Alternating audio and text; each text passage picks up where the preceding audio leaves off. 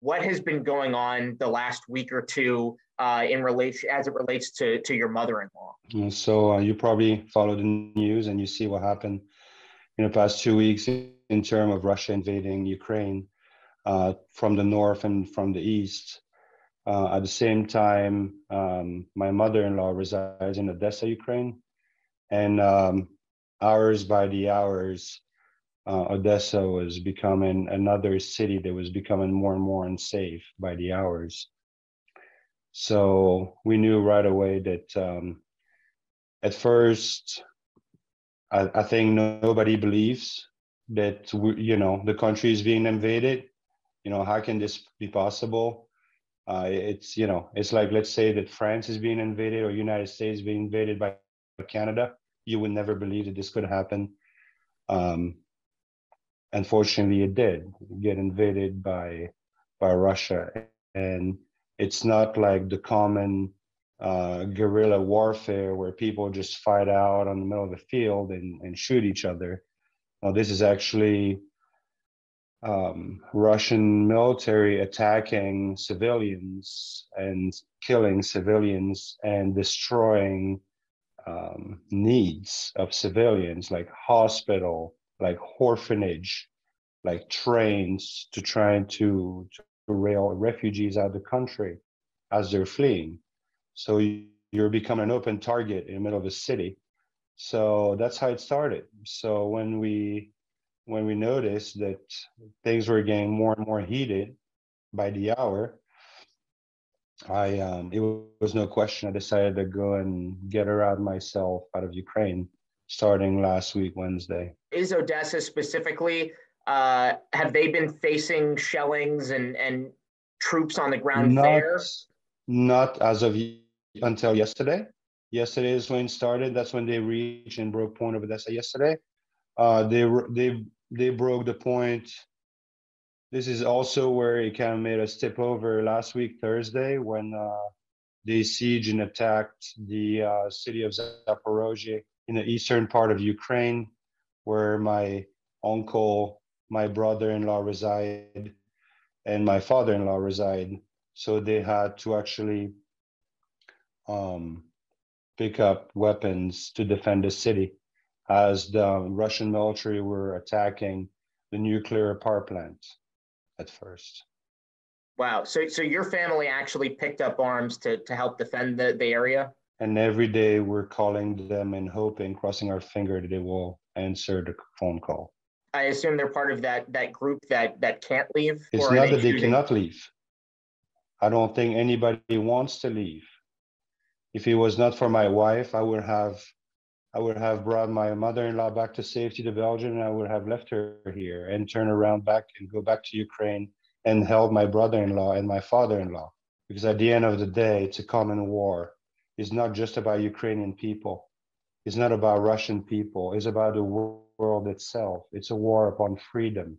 And once freedom is infringed, there's nobody that cannot refuse to say this is what we all believe in the 21st century in the developed countries. We have the right of speech. We have the right of freedom to do our own likelihood that we want. Once that is being infringed, where does it stop?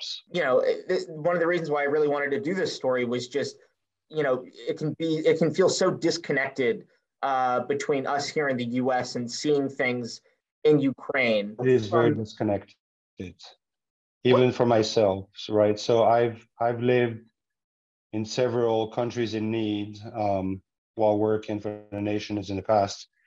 I've served in times of war in Africa, and I've served in times of war in the Middle East. None of them ever felt like what we just saw last weekend. It is unreal. Nobody can understand what it's like when you have a city, a country that's developed, and I don't want to say like in the 21st century, but a country that feels like home, being invaded and tortured and annihilated. That is not something that feels right. It feels very different. And even for me, it was very difficult to live through. I know from watching other news reports, the people of Ukraine seem really resilient, saying, we are going to defend our homeland. What are they feeling? Correct. The same feeling as that. They will not defend just the homeland. They're defending their freedom. the opportunity that we know where we came from. The Soviet Union is game over. It's a long time gone. We are not going. We're deciding that freedom and democracy is what we want to live upon and have the right to keep this alive. Yeah. If you can kind of detail, I saw your post on Facebook that your mother-in-law's journey took about 22 hours on a train. Can you detail how she got to where she went? Yeah, so when basically what happened is once the city of Zaporozhye was completely getting heavily fired and things were getting worse and worse by the hour, I decided within 5 hours to first make a loan, get some gathering of fundings to have cash available for travel and other needs. And I jumped on the first plane available to fly to Belgium because trying to reach outside of Belgium was getting difficult in terms of being able to get a vehicle lined up with, be able to land within closer airport, I would say. So we picked Belgium, and that was a 5,000 kilometer rides. And then I landed in Brussels on Friday morning, and I picked up a car rental. I did get the extended care insurance package to it just in case for the joke, right? And then I started driving all the way across Belgium, Germany, and through Poland in one shot, right? So that was apparently approximately 1,600 kilometers each way that we did until we reached the eastern Poland northern gate of Ukraine. While that happens, when we landed in Belgium, we were able to pay some bribes for my mother-in-law to jump on a train. At that time, I mean, as you can imagine, the train is overly packed. Instead of having maybe 6 people by a wagon, they're packing 15 in there, including children, because everybody's trying to run out for safety. And the more the hour you're waiting, the more this door is about to close for you. So the bribe gets better. So it took about 22 hours. Normally it's about a 15-hour ride just because of slowdown, stopping due to shelling of the railroad in nearby town. And we're going through north side now. So the Polish side is the first entrance back to EU. So first was either going to be Moldova or through Poland. We decided Poland at the end. So when she finally arrived to the town of Lviv in northwestern part of Ukraine, one of the most beautiful city that Ukraine has. I mean, it looks like a small Vienna. It's gorgeous. Well, I want to say they're still gorgeous, but not with piles of dead bodies around the town laying. Then after that, she had to start walking for a good 15 to 20 kilometers towards the gate. And then you start realizing that there's two entrances, right? So one is for people by foot and one are for people by car. And about 5 to 10 kilometers outside the gate, you just see a lines of car that's abandoned because people are running out of fuel, so on and so forth. You're seeing just last week alone were 9 babies, kids under the age of 1 year and a half that died last week alone, just trying to escaping, either through centipede, trying to people rushing out the gate, walking on over each other. You're talking about over hundreds of thousands of people have crossed that gate last week alone. It's a non-stop affair, and it's not things that people should witness in their life. It's too much atrocities to bear. You know, with sub-zero weather, it's -3 right now Celsius outside. And so once you reach the gate, if you're one of the lucky enough that you can reach the gate, you have two choices. First option is either you can wait between 2 to 3 days to be processed to cross the gate, or you can pay another bribe to cross faster the gate. And that bribe can range between $200 to $4,000 within a couple of hours. It all depends on how much cash you want to spend. And then there's a lot of people trying to take advantage of you, obviously, because they know that you just fled your home with the most important belongings that you have, and the rest you left it behind. So you're an open target in the field from all angles because people are trying to rob you at the same time. So you had to pay a bribe to get her on a train to get to Lviv. And then from there, she had to walk to the gate. And then did you pay another bribe to get her through the gate? Yeah, and it all depends on how much of a bribe you want to pay. Would you be comfortable saying how much you paid? Let me just tell you that our trip alone, just for her, non-dedicated to another fundings that we allocated to helping other refugees along the way that I came across between here to there on my way back. Just for her alone, I've spent about between $8,000 to $10,000 alone. Now, I don't care. It's not about the money. It's about her being safe. And I'm very glad that I have the opportunity that I was able to make a loan through a pretty large bank to be able to withdraw some cash, to have some euros, some zlotys from Poland, and some hryvnia from Ukraine to use, because I am very familiar with post-Russian culture of Soviet unions, where it is fairly common to pay bribes to get things done the way you want them to be. Wow. And so that was so basically you're bribing the Polish you know No, more or like the other side. the Ukrainians? I will not comment on that. Okay, fair enough. When you finally saw your mother-in-law on the other side, I assume you were waiting on the other side of the Polish border for her. Yeah, I mean, yeah. What was There's one thing that you can see.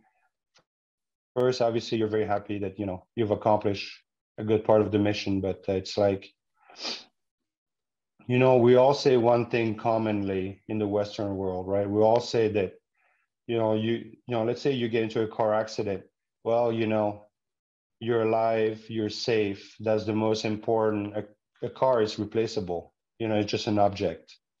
And for the first time of my life, I realized that what we've been saying all along is maybe true, but not always. So if you're putting yourself in someone's shoes that work all their lives to try to accomplish something and to get something, to have something like a property that's paid off, or like a few things, like, a few pieces of furniture that you've been working all your life to get. And now you just had to leave all that behind and it's gone.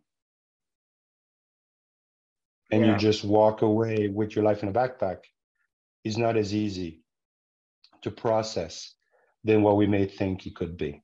I understand that life is always a priority and that is something that's irreplaceable, but it's very traumatic for someone that lost everything and had to leave everything behind. And what did your mother-in-law bring with her? A backpack and her cat. Wow. What was her reaction when she first saw you? Of course, we were very happy. And she knew that as soon as she sees me, things will get easier after that. Because, I will bring her back to safety. That was her hope. What's your plan now? Are you going to bring her back to the U.S., back to Chambersburg? Yeah. At least we have a plan. In the bigger, grander scheme of things, this is just a few piece of paperwork and bureaucracy that we have to go through, and that's easy to get.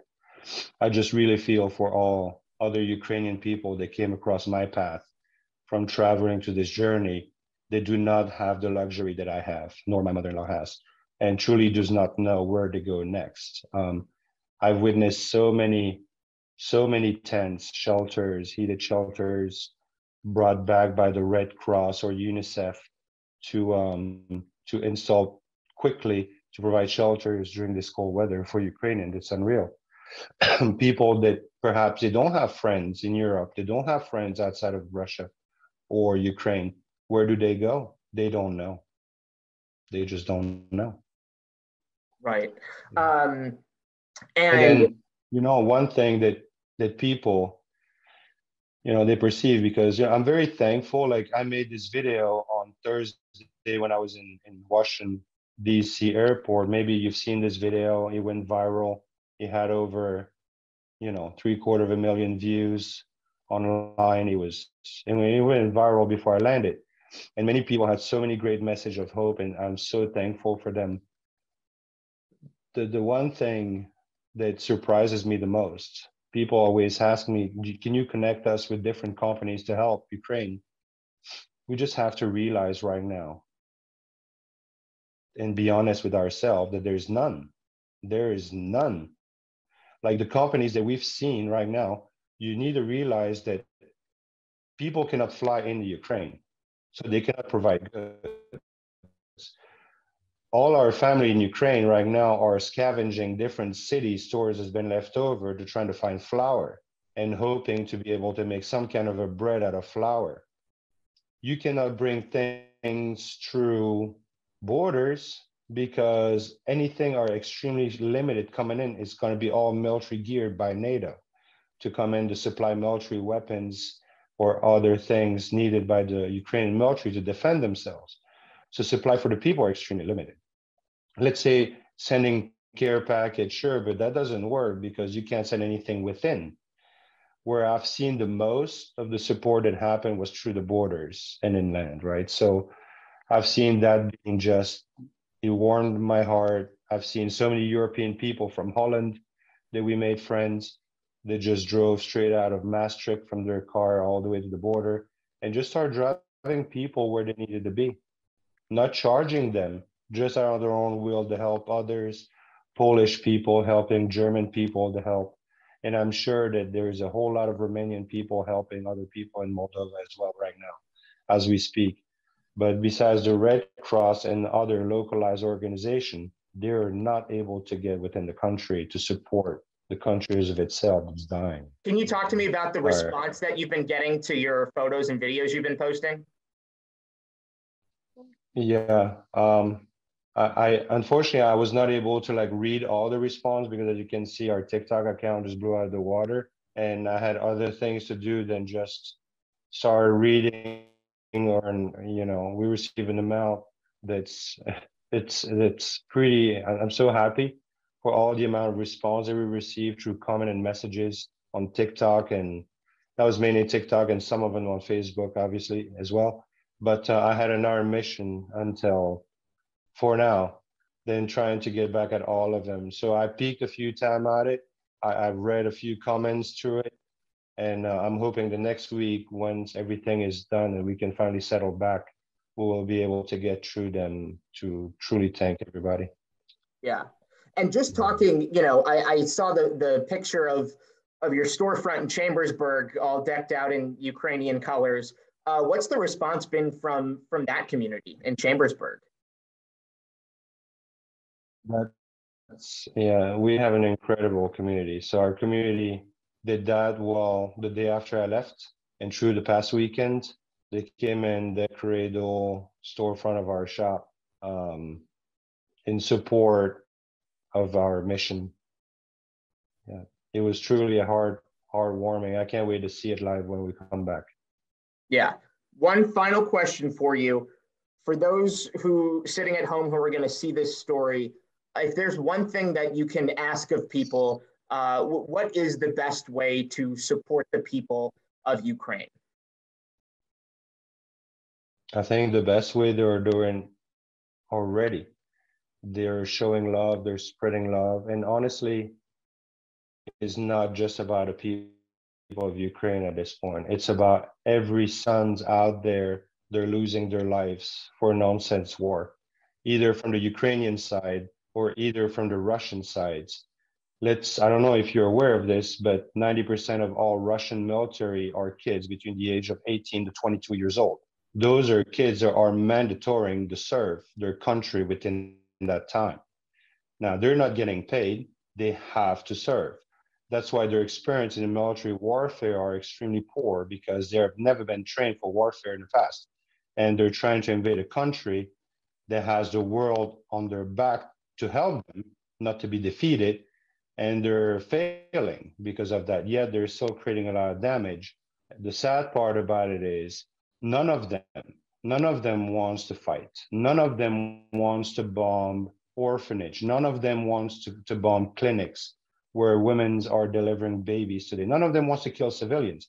But in the same time, many of them have tried to run away and not to be part of this war from the Russian side and have been executed because that is an act of treason. It's not like in the US military that you're just going to get court-martialed. I think there's a big part of the world right now, and I understand that they're not showing as much love to Russian community at this point. But let's not forget that those are also sons of mothers and fathers. They have not chosen to be part of this war, yet they have to bear the shame and consequence of their dictatorship. That is unfair. So I think supporting the cause, it's all about spreading love for all, not just the Ukrainian. Sure, the Ukrainian, we need it a lot. I get that. But, like once they say in Ukraine, we say that a coward will die 1,000 times, but freedom will never, it will stand forever. And that is what Ukrainian people are fighting for. Russian people also need love, especially the ones that don't want to have anything related to this stupid war. Basically, what I wanted to do in raising awareness for Ukraine and our mission, it's not done, right? So that was the first part of our mission. Unfortunately, my wife is not allowing me to go back to Ukraine right now that I brought back my mother back to safety. I was told that I have to be a father at this point, so I have to go be a father. But so we'll pick different areas to be able to support Ukraine. I will end the 4 episode on TikTok that I started last week, Thursday, with one last video. They will accomplish the mission, and that is when my wife's going to be reunited with her mother. That will be the last video that will come out hopefully this weekend. Yeah. And then after that, we will make other videos, most likely on how we can support Ukraine from outside.